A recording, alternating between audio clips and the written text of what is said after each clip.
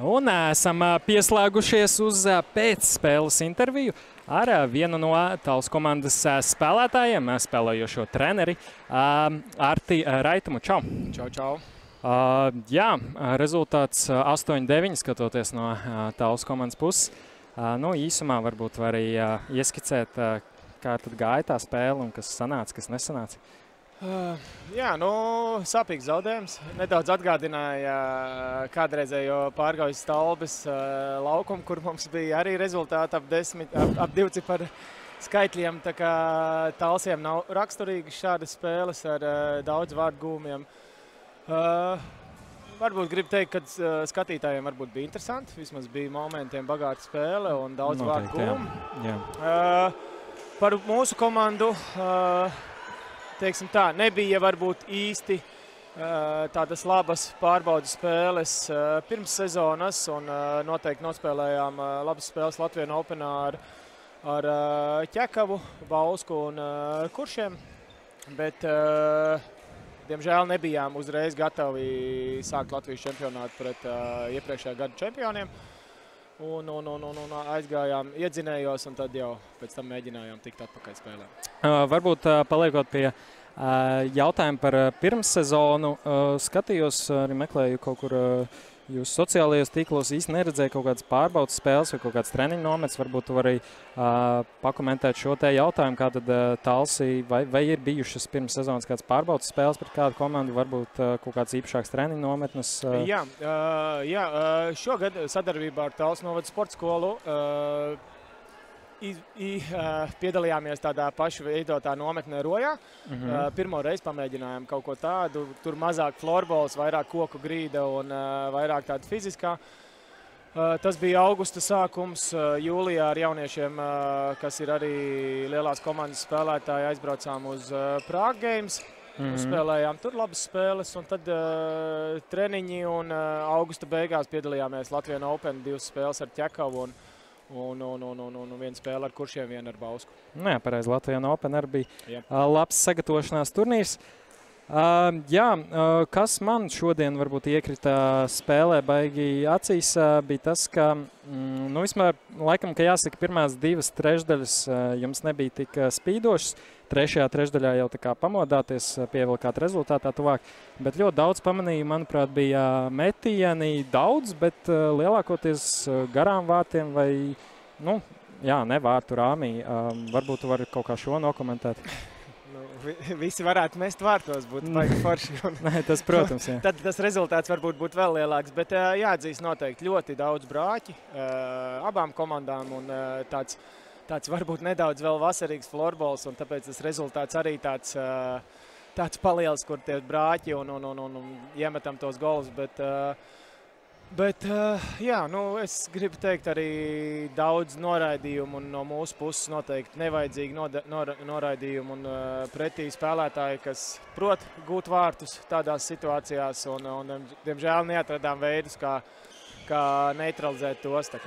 Jā, tieši pieskaroties par noraidījumiem, jā, bija vairāki. Ja runājam tieši par noraidījumiem, manuprāt, diezgan daudz bija tādi nevajadzīgi, tādās nebīstamās epizodēs, kaut kur laukuma malās. Ļoti bieži bija arī vērojams tas, ka gan jūsu komandas spēlētāji, gan Ulbrukas komandas spēlētāji apmējās ar dažādiem vārdiem, gan kaut kādai asumi izceļās un tā. Vai tas ir raksturīgs spēlējot pret Ulbruku vispār citās reizēs, vai tas tikai tā? Grūti teikt, varbūt šo sezonu tā būs ļoti raksturīgi, bet tā ir spēle, tās ir emocijas un tās ir. Jā, un es domāju, ka šodien bija daudz noraidījumi, kas bija pēc epizodēm, pēc kaut kādas atbildēšanas, kaut kādas grūstīšanas, kaut kādas tur vārdu apmaiņas, kas man liekas tas nav tas līmenis, ko mums vajadzētu turēt, kad ir tas, jā, spēlējam, cīnamies, bet fokusējamies uz nākamo epizodi. Jā. Runājot arī par vairākumiem, gan jums sanāca vairākumos spēlēt, kā arī Ulbrukai. Ulbrukai diezgan žilbinoša statistika, 4 no 4 vairākumiem realizēti. Jums man šķiet bija 2 no 3. bet arī diezgan... Arī jau nav slikti. Noteikti nav slikti, jā. Jā, varbūt runājot par vairāk to 4-no-4, kas tur bija spēcīgāks? Ulbrukai baigi labie tie metieni izspēlēja kaut kādas epizodes, un tad sanāca viegli gūt vārdus, vai arī tieši otrādāk, kā aizsardzībā jums kaut kas pieklaboja? Es gribu teikt, mana vai treneru vaina par to, kad nepamainījām nedaudz to mazākumu izkārtojumu un centāmies un darījām visu un zinājām, ko pretinieks dara, bet jā, kaut kas nelīdz galam un vajadzēja, mana vaina noteikti, vajadzēja sagriezt bišķiņ to mazākumu savādāk, lai neutralizētu to bīstamību. Jā. Vēl piebildīšu arī droši tie, kas mūs skatās, var uzdot kaut kādus jautājumus, iespējams, izskanēs un varēšu uzdot tos Artim Reitumam. Vēlams ne par florbalu, par kaut ko citu. Par kaut ko citu. Man ir tāds interesants jautājums. Tas gan izsaistīts ar florbalu, bet bišķiņ atkāpjoties no šīs spēles. Interesanti bija tas, ka pirms spēles mēģināju paskatīties tavu statistiku LFS mājaslapā, kur tu vispār esi piedalījies. Mana debijas sezona. Jā, debijas sezona. Es izskaitīju, ka tev šī, manuprāt, ir 19. virslīgas sezona. Tā varētu būt? Man nav nejausmas. Nav nejausmas, neskaita pats, jā? Nevar jau vairs saskaitīt. Bet, jā, man vairāk jautājums, kā tu jūties, ar ko varbūt šī 19. sezona atšķirsies ar pirmo sezonu un protams, vecums. Iespējams, ka tas ir vecums. Vecums nāk, jā, tā ir, protams, tāda atbilde ar to var man dot, bet varbūt jā, kaut kas cits. Grūti teikt, jo man bija arī pirms spēles jautājums par to, kā jūtos pirms šīs sezonas. Es domāju, ka katra jauna sezona ir ar tādu mazu jaunu tādu neziņu, mazu stresiņu, kā būs, jo katru gadu ir jauns kolektīvs, katru gadu ir kaut kas pamainījies, katru gadu ir kaut kas būs pilnīgi savādāks. Un tāpēc jau ir interesanti, un tāpēc tā katra jauna sezona ir jāgatavojās tā, kā tā ir jauna, un kas jābūt gatavam, jo jebkas tur var notikties. Mēs varam būt augšgalā, varam būt lejasgalā, varam būt pa vidu, varam spēlēt labi, varam spēlēt slikti. Tā kā jāatrod tas veids, kā to sezonu pilnvērtīgi aizvadīt un kā turēt to komandu kopā. Tieši tā, pilnīgi piekrīt. Ja runājam arī par sastāvu izmaiņām, jā, Talsiem tādu šogad pavisam noteikti ir. Tīpaši vēlos uzsvērt tavu vārdsargu līniju. Ja pareizi apskatījos, tad vārdsargi neviens vēl līdz šim virslīgā nav spēlējis. Visiem, man liekas, ka devīs sezona. Andris, kas šodien stāvēja vārtos, viņš pagājušā sezonu nenospēlēja nevienu minūti, bet pirms tam viņš bija nedaudz bijis un atrādījies virslīgai. Bet jā, Sandijs Gabriels Ciliņš mūs atstāja un meklē laimi Somijā un novēlam visu veiksmi. Un ja viņš klausās, skatās, tā kā sveiciens viņam. Bet mums ir 3 aizvietotāji, plus vēl ir 4. vārdsargs, kas ir pirmā līgā un kas ir gatavs pakonkurēt ar 3 augstāk stāvošiem. Tā kā viena vietā, teiksim, mums ir 4 aizvietotāji. Un gribu, lai tā konkurence starp viņiem veidojās un aug nākamie Siliņi un nākamie, kas varēs augt un braukt kaut kur projām uz Somijām vai Zviedrijām vai kaut kur citur, vai būt numur 1 Tāls komandā. Konkurence, kā mēs zinām, ir ļoti veselīga. Ja? Cerams. Cilvēkiem. Tā kā jā, pavisam noteikti piekrīt tev šajā jautājumā.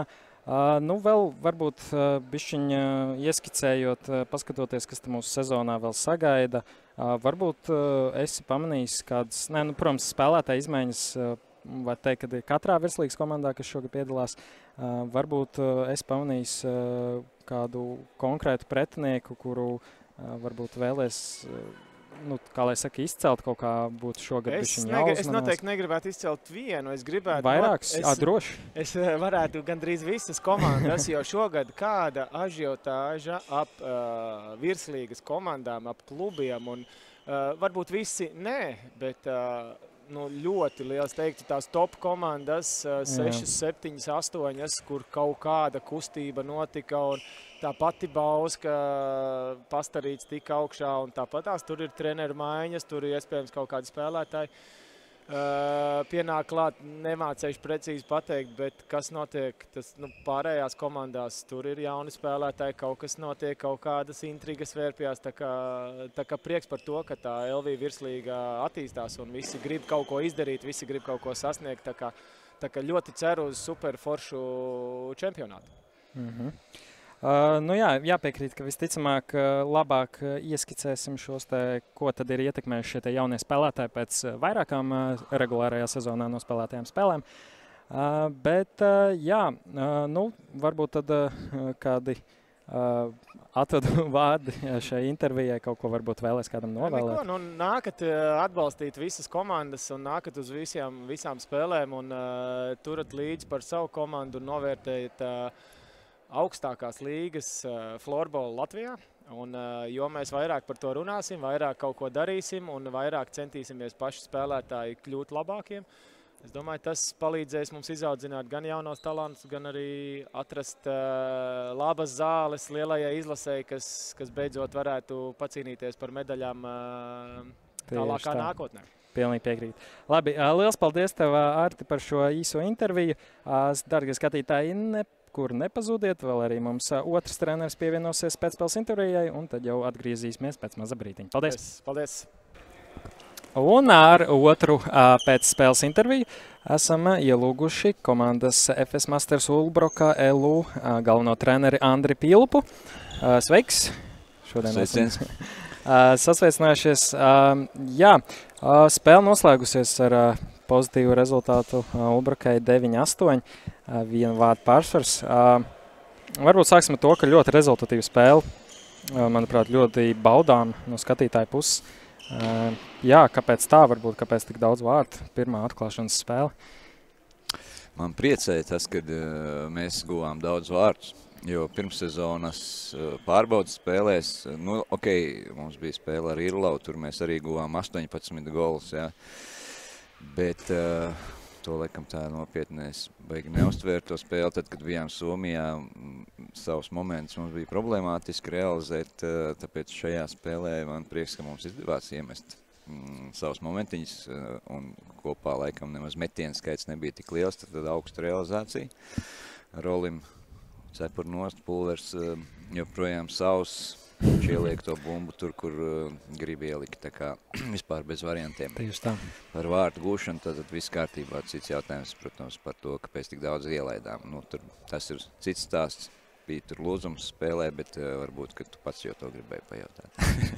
Nu, lūzumu, manuprāt, tā izteiktāk varēja tieši manī trešajā periodā, kad Irlavai Talsiem atvērās kaut kāds ielika, kā lai saka, 6. ātrumā, jā, un tad vairāki vārti viens pēc otra krita iekšā.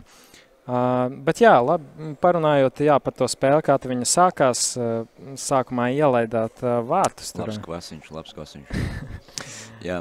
Sākumā ielaidāt vārtus, bet pēc tam 5 vārti pretī. Kā tu to varētu, nu, tā kā spēles sākums, kā tev šķita, kā iegājāt? Tā, es to neatceros vairs to pirmo zaudotos vārdus, kāda tā tieši bija situācija. Tas tur bija, ja mēs to tagad varam mazliet paskicēt, Jānis Ragovskis viens pats izlauzās uz vārtu priekš, man liekas, tur bija piespēle. Jā, mēs pazaudējām tajā situācijā balansu uzbrukumā un atļāvām iziet 1-0. Jā, rupi kļūda tādā taktiskā ziņā, pozicionālā. Nepareizi spēlētāji neredzēja viens otru, nepalika tam, kam vajadzēja palikt, atpakaļ bišķiņu, nu tā. Mums jau nav komandai raksturīgs nokārt galvas, turpinam spēlēt, vai tad mazums mēs esam pirmie zaudējuši vārtus. Vienmēr gribās izvirzīties vadībā pirmajiem, bet, nu, tā nu sanāca. Bet sliktākais ir varbūt tas, ka mēs katru periodu zaudējām pirmie vārtus, un otrā periodā pat diezgan ātri. Trešajā arī salīdzinoši.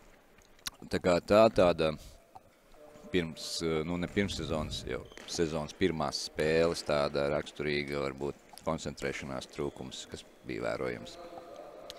Piefiksējam to savā blociņā un tas būs jānovērš. Tā ir viena lieta, ko var novērst. Nu, šodien priecēja vairākums, izcils, 4 no 4. Jā, tas būtu nākamais jautājums, bet ļoti, ļoti spoži 4 no 4. Jāsaka gan, kad arī Talsiem viņš nekliboja, bija 2 no 3, kas arī, manuprāt, ir ļoti labs rādītājs, bet jā, nu, kas tavuprāt tajā vairākumā tur nu labi, viens ir tas, kad spēlētāji realizē visus savus momentus, ja man šķiet, ka katrā tajā uzbrukumā tur viens pēc otra, kā tie metieni gāja iekšā, ļoti labi atrada tur. Tiltiņš bija vārta priekšā uz Kovaļevski, tur labi spēlēja. Bet, jā, kas varbūt atšķīrās šajos vairākumos no tā, kas bija pagājušajā sezonā vai pārbaudas spēlēs, piemēram? Es baigi tālu atpakaļ nerakšos. Mēs bijām tieši pret Talsu mazākumu. Mēs ņēmām par piemēru, uz kaut ko bija jābalstās. Nebija šo sezonu vēl spēlēts un redzēts viņu mazākums, tad ņēma par atskaites punktu iepriekšējo sezonu, kā mēs gribam izvietoties vairākumā, ko izspēlēt, un teikšu, ka tas arī viss izdevās, bija vairākās vietās veidojās mums skaitliskais pārsvars, un atlika tikai, tātad guvām vārdus gan no roļu pozīcijas šeit, no labās kabatas, teiksim, gan ielēžoties dziļāk, piemēram, Robertam Trofimenko, kur Krišāns vārds priekšā palika viens pats, ja, teiksim, ja aizsargiem tur tātad ir izvēle, pretinieka aizsargiem ir izvēle, kuru viņam ir jāsadz, ja tur kāds koncentrēs vairāk uz Rolandu un iziet uz viņu, tad attiecīgi paliek zona brīva un līnijas parādās citiem. Tā kā šoreiz izdevās labi dažādi izspēlēt. Nu, var teikt, ka diezgan gudri nospēlēja vairākumu piecinieks, atrada brīvo spēlētāju un izmantoja izdevību. Jā, varbūt runājot par sastāviem, arī Ulbrukai šajā sezonā ir gan pievienojušies, gan daži spēlētāji atkrituši. Jā, tātad no pievienotajiem Sans Levelts un Niks Blumfelds. Kā tu redzi, kā komanda mainīsies, ienākot šiem diviem spēlētājiem iekšā? Jā, nu, prom gājuši ir daudz vairāk nekā nākuši klāt. Mēs bišķiņi skaitliski esam palikuši mazāk. Neviens nav pievienojies no pirmās līgas atšķirībā no iepriekšējām sezonām. Tad bišķiņi esam vecāki, nobriedušāki, pieredzējušāki kļuvuši, es teiktu tā. Skaitliski nedaudz īsāks sastāvs, bet es domāju, kvalitāte mums tāpat joprojām ir. Nu, to mēs varējām redzēt šodien laukumā. Jā. 9 vārti. Abi čaļi ir diezgan dažādi, ja tā var teikt, gan Sandis ir, es te vērtēšu vairāk kā cilvēkus, jo tas būtiski būs svarīgi, kā viņi iekļausies kolektīvā, vai viss būs ok, vai izdosies atrast savu vietiņu kolektīvā, jo mēstrība viņiem abiem pietiekas. Viņi ir bišķiņ dažādi spēlētāji varbūt, un Sandis šobrīd un arī Niks, kurš šodien nevarēja spēlēt, jo pārbaudas pēdējā spēlē guva smadzeņu satricinājumu, bet nu jau viņš tulītās būs uz strīpas, un viņiem tiek meklēta vēl vieta, vispār tās maiņas, es mainu tagad katrā pēdējā spēlē citādāks. Tas varbūt pušiem nepārāk patīk, bet sezona ir ļoti gara un tāls ceļš, līdz mēs atradīsim tos labākos virknējumus, kas saskan. Nu jā, pilnīgi piekrīt, tikai pirmā spēle kopā regulārajā sezonā vēl jāspēlē daudz. Ir arī viens mazs jautājums Instagram laivā, kur palicis Vilmanis, tas vairāk pie tās tēmas par pienākušiem aizejošiem spēlētājiem. Droši var atbildēt. Ja Rūdim, ja nemaldos, arī šodien bija atklāšanas spēle Čehijā, viņš ir pārcēlies, tie, kas nezinu, varu atgādināt, viņu uzaicināja Čehijas augstākās līgas komanda Ostrava, FBC Ostrava. FBC Ostrava, jā. Nav it kā no tā stiprākā gala komandām, bet Čehijas līga pat pa sevi ir spēcīga. Viņš izvēlējās šo piedāvājumu pieņemt, un viņam ir augsti mērķi joprojām florbolistu karjerā, malacis, tā kā viņš pārcēlies uz Čehiju šo sezonu. Tāpat arī tajā komandā, starp citu, spēlē vēl no Latvijas pagad 2, ja viens Ernests Ronis noteikti. Un kurš tad vēl bija? Tagad neatceros. Varbūt, ka tikai 2 viņi. Bet Čehijā šogad spēlē daudz. Tur vairāk, jā, arī no lielvārds komandas. Ir vērts pasakot līdzi īstenībā Čehijas līgai. Tieši tā kā Rudolfs ir Čehijā šo sezonu nebūs pie mums. Jā, nu tad vēl pieminot arī tos spēlētājs, kas tad šogad vēl nav. Tas eksperts, kas mums bija pa vidu šai spēlē, Toms Bitmans, arī visticamāk būs jāizvieto viņš ar kādu citu spēlētāju, jācenšas jums atrast viņa vietā kāds cits. Tāpat arī no jaunajiem Artis Kenstavičs, Gustavs Tolmanis un Artēmijs Smirnovs šķiet vēl aizgājuši prom. Tā kā, jā, it kā, ja tā skatās, daudz aiziet, bet tajā pašā laikā atnāk atpakaļ vietā, bet es domāju, ka tev būs visgrūtākais uzdevums, tad, kā jau tu teici, pa tām maiņām salikt visus, kas ar ko tur sajiet spēlē un tam līdzīgi. Nu, Toms šobrīd atpūšās no aktīvā florbola. Viņš ir diezgan daudz to rupmaizīti garoziņu ēdis savā karjerā. Jūt, ka šobrīd varbūt pietrūkst emocijas, lai atkal uzsāktu pilnu sezonu. Varbūt, ka tas kādā brīdī atkal viņš šodien bija spēlē, varbūt, ka viņam atkal sagribēsies atgriezties, viņam durvis vienmēr atvērts, tā kā to mēs vēl redzēsim, kā tur būs. Jā, nu tātad no šīs spēles ņemam pozitīvo Ulbrakai uzvara, pirmā uzvara šajā sezonā. Jā, varbūt ir kaut kādas lietas, kuras tad ņemsiet līdzi uz nākamajām spēlēm, kas bija ļoti labi, tad mēs jau pieminējām vairākums, ja izstāst to laikam gluži mainīt nevajadzētu, bet varbūt kaut kas cits ir tāds iekritis acī. Man patīk maz varbūt, kas man pārsteidz Latvijas florbolā, bet viena lieta, kas ir, kad komandas ir ļoti dažādas, katrs pretinieks ir citādāks, un tas ir tas interesantais trenerim, ka pret katru ir jāgatavojās pret kādu citu aizsardzības sistēmu, mazākumu vai vairākumu, lielvārdu būs pilnīgi citādāks pretinieks. Jau otrdien spēlējam mājās, un būs interesanti atkal viņus sagatavoties. Mēs ar viņiem spēlējam tagad pārbaudas turnīrā, zaudējām, un jā, ļoti spēcīga aizsardzība, puiši zina, kas viņiem jādara. Te pašā laikā azartiski jauni spēlētāji, kuri grib sev pierādīt, tā spēle iedeva mums tādu signālu, ka mēs nedrīkstam, protams, novērtēt viņus pa zem, lai arī viņiem bija notikušas lielas pārmaiņas pēdējā laikā komandā. Tāpēc būs jāpacīnās, lai gūtu uzvaru un jāsagatavojās nopietni.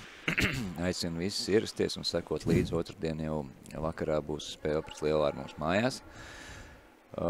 Apmēram tā. Tā kā katrai komandai gatavosimies īpaši un tā kaut ko baigi.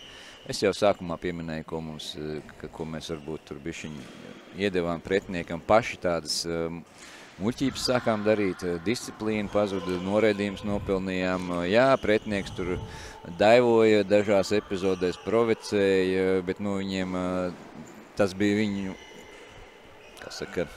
veids, kā tikt atpakaļ spēlē. Mēs to ēsmu norijām, un līdz ar to beigās tā spēle bija rezultātā sīva, nevajadzīga sīva. Tā arī ir tā mācība, ko paņemt uz nākamo līdzi. Ja? Tas varbūt tāds tiešām atkal sezonas pirmās spēles, it kā varbūt mazāk svarīgums, un sanāk dažbrīd tādas muļķīgas lietas izdarīt laukumā, ko atbildīgākā spēlē neatļautos. Apmēram tā. Jā, varbūt tad mums vairs baigi neviens neuzdod jautājums. Laikam baigi nav ko jautāt, es te vēl no savas puses. Komandā, kā jau katru sezonu sākumā, tiek kapteiņi ievēlēti. Ja? Un šo sezonu tātad jauns kapteinis Ulis Mētra. Pagājušajā gadā bija tātad Toms Bitmans. Tur šķiet, ka varbūt tur vēl asistenti, ja? Šo sezonu Kovaļevskis ar stūri. Ko tas maina komandas iekšienē, ko tas izsaka citiem spēlētājiem, vai tagad kaut kas baigi mainīsies, vai baigi neko netiek ietekmēts? Tas daudz ko maina. Lai varbūt liktos, ka kapteiņa loma tur, kas tur aiziet parunāt ar tiesnesi, vēl kaut ko tur pateikt, vai čaļi saņemamies, bet īstenībā nē. Tev ir jābūt līderim visā, visur, ģērbtuvē, ārpus, treniņos, spēlēs, jārāda piemērs, nav viegli kapteinim, teiksim, daudz spēlētāji varbūt nemaz nevēlās būt kā kapteiņi, jo tas traucē viņiem vienkārši būt spēlētājiem. Tev jau ir citi pienākumi vēl par ko jādomā un tā. Tāpēc tas ir svarīgi. Ulvim arī, piemēram, jāmācās šodien, tad, kad mēs ilgi tiesneses spēles laikā teica, ka viņš grib runāt tikai ar kapteini. Es tur mēģināju sabļot ļoti skaļi, šodien bija daudz bungas, bija baigākais troksnis, es nevarēju atrast komunikāciju ar tiesnesi. Kapteinis īsti nemācēja atkal ar mani, nesapratu, kaut ko stāstīja tur anekdotu viens otram, bet tajā brīdī, kad vajadzēja paprasīt video atkārtojumu, kur mēs arī beigās viņu dabujām un tika ieskaitīti vārti. Jā. Kapteinim ir tādai saiknei jābūt ar treneri. Tā kā, Ulvis jau iepriekš ir bijis kapteinis un gan jau, ka viņš nav pirmo reizi ar pīpu uz jumta, bet jāatsveidzina bišķiņ tās lietas, kur tev ir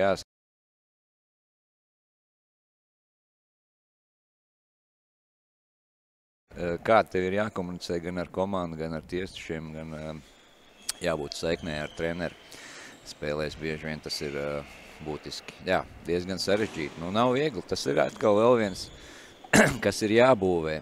Pēc izcīnītā titula ir savu veidu tāds sabrukums vienmēr notiek, un tad ir jautājums, cik ātri atkal komanda spējas uzbūvēties un tikt atpakaļ un salikt visu pa vietām, atrast savus lomas ģērbtuvē, kas ir karalis, kas ir jogdars, kas ir kas.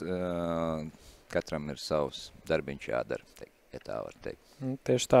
Visticamāk, spēlētājiem galvenais ir nedomāt par pagājušo sezonu, kas bija, tas bija. Galvenais gatavoties uz nākamo spēli. Mēs neesam roboti. Visi ir cilvēki. Tieši tā. Cilvēki mēdz kļūdīties, vai ne? Mēdz domāt arī par kaut ko citu. Jā. Jā, vēl ātri piemetināšu pie tā iepriekšējā jautājuma. Cik es saprotu, komandas kapteinis tiek izvēlēts starp komandas dalībniekiem, ja? Nevis, kas tiek iecelts. Viņš kaut kā tur tiek daļēji. Es varu izstāstīt, ja tu gribi to pajautāt. Ja nav noslēpums, tad droši. Es pieturos pie citādāk tātad metodas. Ir tāda pilnīgā demokrātija, kur vienkārši katrs var balsot par katru. Tā arī teorētiski var. Ir citās komandās ir piemēri, kur vienkārši tiek iecelta kapteinis, treneris izlemj, kurš tas būs. Bet man ir kaut kas pa vidu. Un es dodu arī spēlētājiem izteikties, taču izvirzot kandidātus vispirms, no kuriem spēlētājiem būtu jāizvēlās, respektīvi, kurus es redzu kapteiņu cienīgus,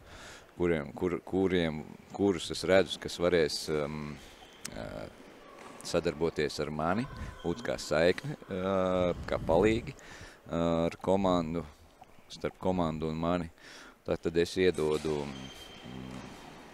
šī gadījumā bija 5, tas varbūt 4 vai 3 kandidāti, un šī gadījumā bija 5, un tad komanda izvēlējās divās tādās kārtās. Vispirms izvēlējās 3 kapteinis asistenti un 2 asistenti, un tad no tiem 3 vēlreiz balsoja, kurš tad būs tas kapteinis un kuri būs asistenti, tāds 2 kārtas.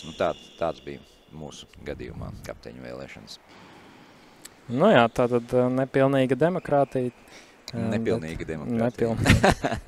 Jā. Tā kā tā, skatos, baigi aktīvi šoreiz mūsu klausītāji nav, Instagramā jautājumu nav.